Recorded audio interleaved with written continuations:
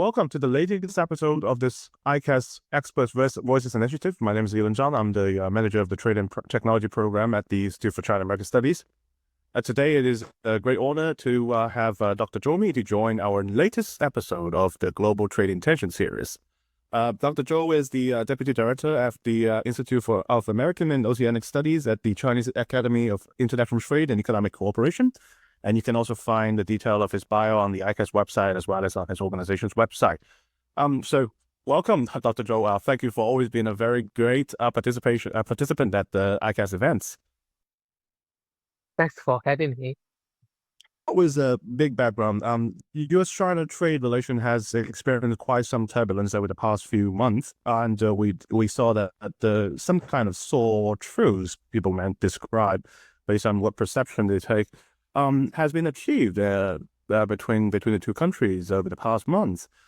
When you look back at the U.S.-China trade disputes since the beginning of this year, what do you think were the real driving forces behind Washington's tariffs actions and decisions over export controls and entity lists?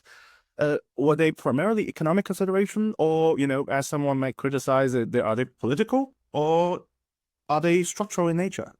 I understand there are maybe not just the same reasons why they want to do the tariff things. I mean, it's not only targeting China, but also targeting all the trading partners of the United States. Maybe some of these, places are even there's no person living. So I think that is kind of ideas. Maybe some the people in the White House believe that tariffs can be effective for everything. They can be used to force other countries to build down before United States, like for some of these, fentanyls problems, some of the water usage problems, some of the other, like even the illegal immigrants. Some of the White House's guys believe that is the way of dealing with the situation. So economically, I would say that is a kind of misunderstanding about the world trade's nature. As for the international trade, it's based on the comparatively advantages and also based on our mutual understanding and commitments to the multilateral system. So there are a lot of different people are having their own business interest in this kind of businesses.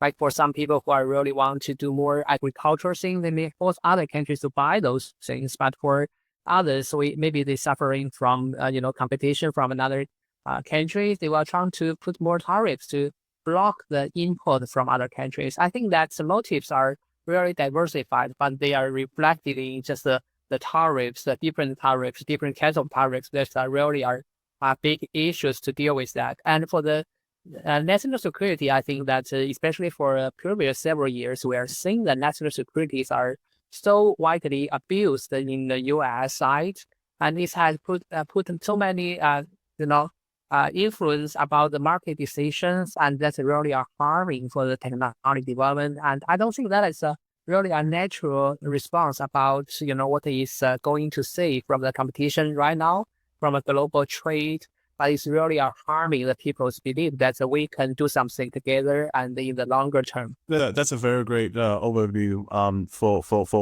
to pave way to our following discussion, Dr. Zhou. So you said that the decision behind the U.S. policies have multiple diversified motivations, right? So we're seeing that basically we're seeing a lot of tit for tat between U.S. and China over the past few months. It usually begin with U.S. initiating some kind of actions either through tariffs or export control entity lists, and then China claim that it is reciprocal retaliation against the U.S. actions. So how would you assess Beijing's response in that regard? Does Beijing's response strategy also address that multiple diversified motivation as well? What lessons can we learn from the Chinese response, especially from the industries or the businesses that has been particularly vulnerable to the trade instability between two countries? Well, as you mentioned that, the United States have so many different and changeable actions. I think this kind of fact has made it very difficult for China to do, some of the countermeasures based on, the original ones or what we believe should be the right way to deal with disputes. So actually, what we have believed is always there. The principles are very simple. We have several principles. The first one is that we need to fulfill our commitments in the WTO, as I just mentioned. United States is one of the main the creator of WTO, so we have to respect the other countries, no matter whether it's big or small, weaker or strong. We have to respect their privilege. And secondly, is that we have to respect the market demands instead of just disputes. Do a lot of the disputes based on our subjective decisions. So, although United States are doing so many different measurements in different ways, from the tariffs to the export control to logistics and the port fees, other different issues, we are always doing the same thing. So actually, that is the way. Maybe the Chinese philosophy that we are, trying to cope with the differences by the stable principles. That is the way that we are doing, the relation between our two countries. But we are not just doing that under the table. We open our principles and we publish the white papers to tell the world what we are going to deal with the relations between these two countries. So even after so many turbulence, I still believe the Chinese principle is that China and the United States are the super large countries in the world. We have to respect each other, and we have to have an equal basis to discuss about the different issues. I think that is, some of the securities we have.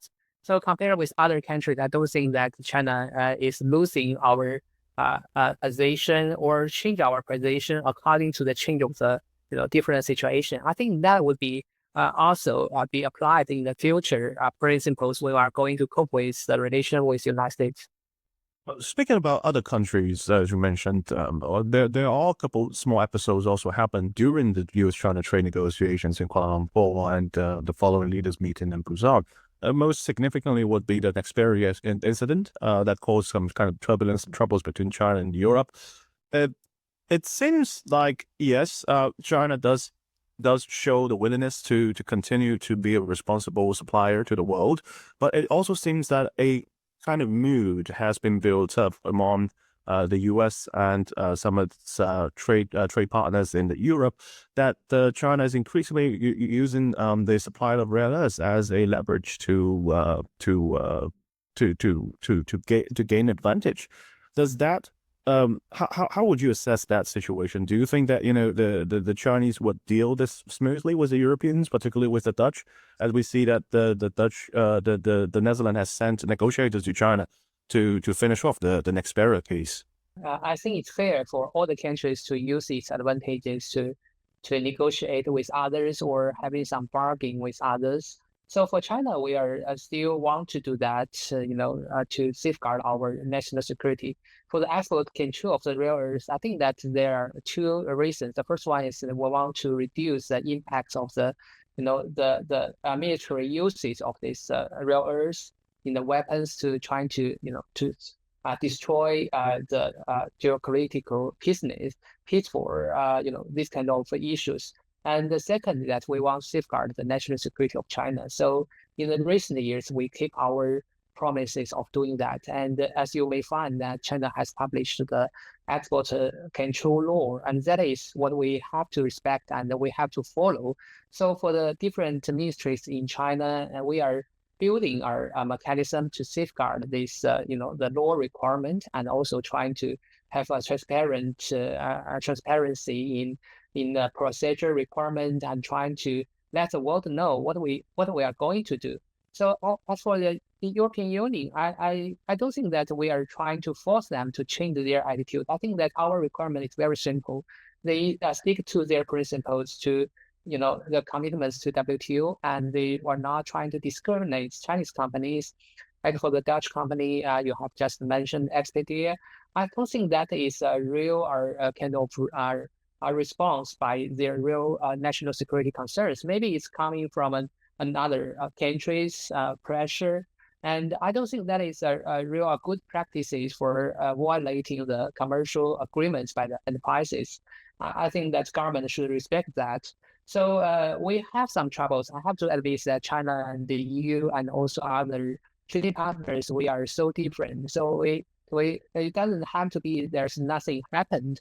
We may have so many different opinions, but the point is that we can sit down and discuss that instead of just unilaterally say that you cannot do something, your investment is in vain. I don't think that will be useful. So for us, we always open our market to all the trading partners, including United States. We want to sit down and discuss about different concerns by different parties and trying to figure out what we can do to reduce the distrust and also try to find some feasible ways to deal with different situations.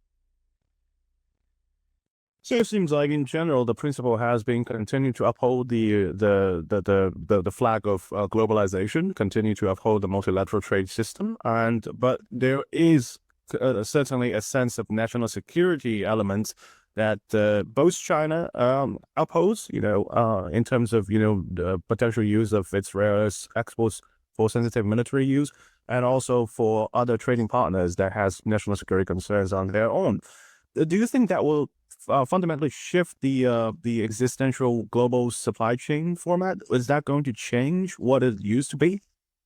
Yeah, in the recent years, we are seeing that the national security is becoming a more and more frequently mentioned excuses of, changing the promises and commitment. I don't think it's a good news, but I want to explain why it is that, because there are several persons or several families living together. One family is trying to improve its arms strength and trying to becoming more aggressive. So their neighbors are afraid that they do not have any other choices, but also trying to improve their arm enforcement. I think that is kind of threat by maybe useless to all of them. So that is the fact that we are seeing. So we are able to provide a better and a more stable environment if all of us believe that the cooperation would be the mainstream for the relation between different countries. Like for China, I think that you can find that in the recent years, we have included so many new materials in the export control. I think that reason is also because we are feeling more and more unsafe by the threat of United States and also by some of the uncertainty of the supply chains. So based on this kind of scenarios, I would say that is far from the perfect status of the cooperation. Everyone will have to pay more cost in doing business with each other. I don't think that is, kind of our good ways, especially for the low income countries, LDCs. They must suffer even more in such kind of status. So as always, kind of principle, China want to respect the rights of the LDCs. We want to help them. And the development would be the most important topic for us to deal with international relations. So we can do more to have a collectively effort to reduce the abuse of the national security. Although I have to say that the national security is a very natural and legal, observation for all the countries, but we should not try to abuse that. We can do more to improve the mutual contrast by the corporations and also by the market connections. And that is really important for us to deal with the situation. Personally, I would argue that without enough trust, that the supply chains will be even more fragile and very easy to be broken, and that will harm all of us. Like you can find from the semiconductors in the automobile scene, Europe coming from the Dutch government's decisions. So that's a very sharp observation. Well, speaking about mutual cooperation and potentially provide the world more sense of stability, how would you assess that, first of all, the temporary deal or truce that's been struck between the trade negotiators in Kuala Lumpur and, the following confirmation between the two leaders, how would you assess that? And looking forward, do you think that a new sort of phase 2 trade deal or negotiation that could be anywhere possible or in the near term be realistic, over the next 3 years on the Trump administration? Do you think that the U.S. and China can actually reach a comprehensive trade deal that will sustain over, at least the next 3 years to provide, real stability for the two countries and for the rest of the world? That is very important for, for the big economies of China and the United States to sign some kind of agreements formally and granted by the Congress or National Congress. So I think that is important for people to believe that with the guarantee of those agreements that people can do business in the longer term. And I think that really needs some efforts because if you are looking at the agreements between China and the United States, we don't have too many of them. We are lacking of many, written agreements on, especially the bilateral level. I think that reason is because in the past there is maybe not so urgent demand from the market that they want to see some guarantee from the government promises. But now I think that everything has changed. We are seeing that so many uncertainties. So we may need some kind of agreements by, the government to ensure that the cooperation can be stable, can be sustained. And, if you're looking back in the first several rounds of negotiation between China and the United States, I think that the negotiation and or talk started by the call between these two leaders. And I mean, they have reached some consensus, and that signals is well accepted and received by the market. So we can continue the discussion because we have some similar goals. We have some common principles. So I believe that we can still trying to get more achievement like the TikTok. So I mean that is very important for us to reach some consensus.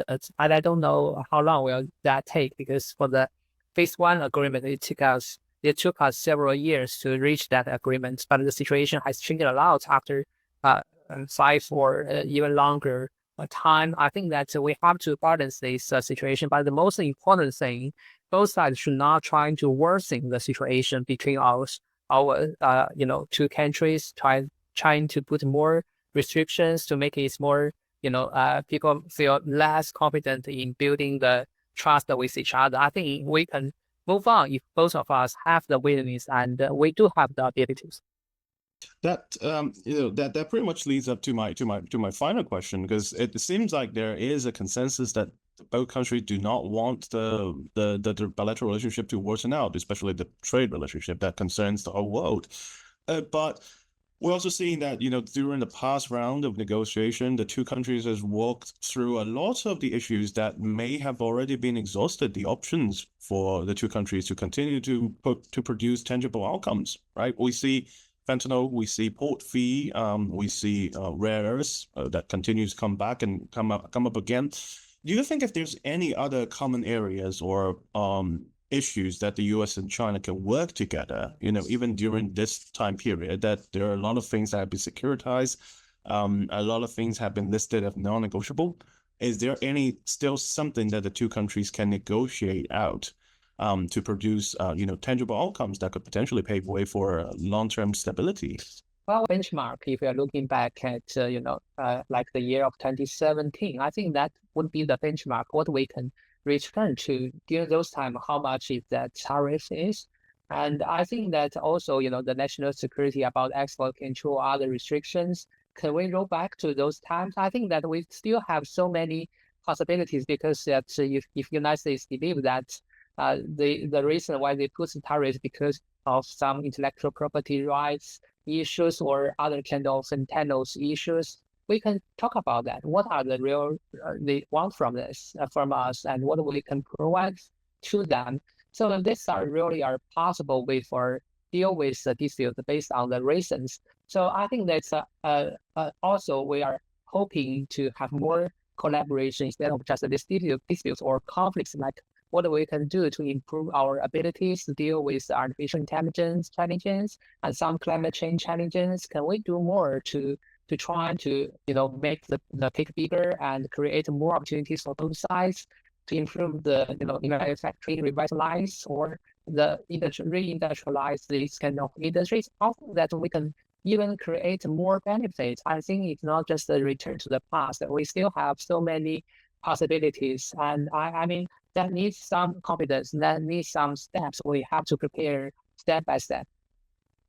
Well said, Dr. Zhou. It seems like a lot of people has been criticized that the past truce between the US and China has pretty much been just a rolling back of some of the past issues. But I do agree that it is more important to kind of look forward to find common ground so that the two countries were not stuck in an escalate and de-escalate cycle that, we can only escalate some things and then produce tangible outcomes based off the mess that we create on our own.